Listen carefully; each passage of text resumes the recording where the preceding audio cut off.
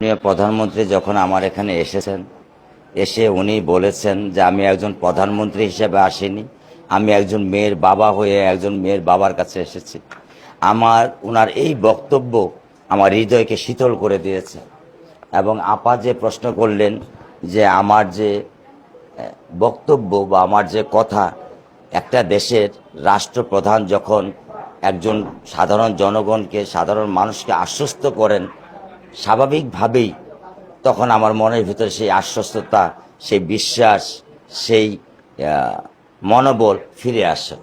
তা আমিও মাননীয় প্রধানমন্ত্রীর প্রতি কৃতজ্ঞ। আমি নিজেই যেতে চেয়েছিলাম ওনার প্রটোকলের ব্যাপারে, তো উনি বললেন যে না, আমি নিজেই যাব রামিসার বাবার কাছে। এটাও আমার একটা সবচেয়ে অনেক বড় পাওয়া এবং বড় কৃতজ্ঞতা তার কাছে। উনি আমার বড় মেয়ের দায়িত্ব নিয়েছেন, উনি আমার ছোট মেয়েকে ভালোবাসছেন, উনি আমার পরিবারকে ভালোবাসা দিয়েছেন। সর্বোপরি উনি আমাকে বলেছেন যে আমরা 7 দিনের ভিতরে চার্জশিট দিব এবং সবচেয়ে দ্রুত বিচারের ব্যবস্থা করব।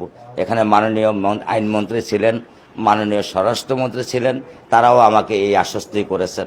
তো আমি সেই আশ্বস্তিত এবং আমি সেই আশায় আমি বুক বেঁধে আছি যে খুব দ্রুততার সাথে তাদের যে কমেন্ট, তাদের যে আইনি কাঠামো এবং তাদের যে মানবতা বা তাদের যে মানবিক দৃষ্টিকোণ থেকে আমার মেয়ের বিচারটা দেখছেন, এবং আমি আশা করি খুব দ্রুততার সাথে তারা এই বিচারের একটা সমাধান বা বিচারের একটা ফল আমরা দেখতে পারবো, এই বলে আমি এটা আশাবাদ।